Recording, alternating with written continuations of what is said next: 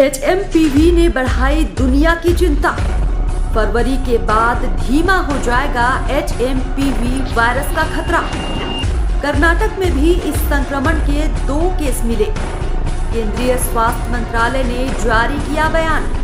Raipur CMHO Mithilesh Chaudhary से खास चर्चा। नमस्कार, आज हम HMPV वायरस पर चर्चा करेंगे और इस पर चर्चा करने के लिए हमारे साथ मौजूद हैं CMHO मिथिलेश चौधरी जी। उनसे हम चर्चा करेंगे कि HMPV वायरस क्या है। HMPV वायरस की इन दिनों खूब चर्चा हो रही है। HMPV वायरस, जिसका पूरा नाम ह्यूमन मेटानिमो वायरस है, इसके प्रकरण सबसे ज़्यादा अभी चाइना में है, जो समाचार पत्रों से भी जानकारी मिल रही है।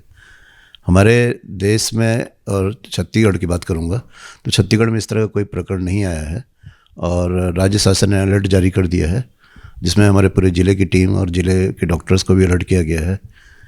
इसमें लक्षण वही है, छोटे बच्चों को प्रभावित करता है, काफ़ी पुराना वायरस है और घबराने की ज़रूरत बिल्कुल भी नहीं है। खतरनाक वायरस नहीं है। सिंपल जो वायरस से सर्दी खांसी बुखार होते हैं उसी प्रकार का इसमें भी है, लेकिन इसमें छोटे बच्चे ज़्यादा प्रभावित होते हैं। तो सर्दी खांसी बुखार अगर बच्चे को हो रहा है तो जाकर जांच करवाए और जो उपचार डॉक्टर द्वारा दिया जा रहा है उसको ले। HMPV वायरस की जब बात हो रही है तो ये जो वायरस फैल रही है, इस पे किस तरह की जांच किए जा रहे हैं? ये वायरस है और लक्षण के आधार पर ही पहचान हो रही है। और ब्लड जब किसी को लगता है सस्पेक्टेड तो उसके लिए टीम है हमारी, उसकी टीम से सैंपल लेकर, जैसे हम लोग कोविड में भी लेते थे तो वैसे सैंपल लेकर इसकी भी जांच की जा रही थी। तो ऐसा कोई लक्षण और इस प्रकार कोई मरीज छत्तीसगढ़ में या रायपुर ज़िले में नहीं है अभी। जिस तरह से स्वास्थ्य मंत्री जी ने भी अलर्ट जारी कर दिया है, तो इसको देखते हुए आप लोग किस किस तरह से अस्पतालों में जानकारी लोगों को भेज रहे हैं? हम लोग मितानिन से लेकर ऊपर तक स्वास्थ्य कार्यकर्ता डॉक्टर सभी को जानकारी दे दी गई है किस तरह का वायरस है और क्या लक्षण है। अगर इस तरह के लक्षण वाले कोई मरीज आता है तो उसको तत्काल जानकारी भी देना है और उसकी जांच करके उपचार भी तत्काल करना और सूचना ज़रूर दें। और लोग अगर सर्दी खांसी रख के घर में रखेंगे तो अच्छी बात नहीं है। अगर कोई भी तकलीफ होती है शरीर में, तत्काल अस्पताल पहुँचें। सब जगह सुविधा है और निःशुल्क उपचार उपलब्ध है।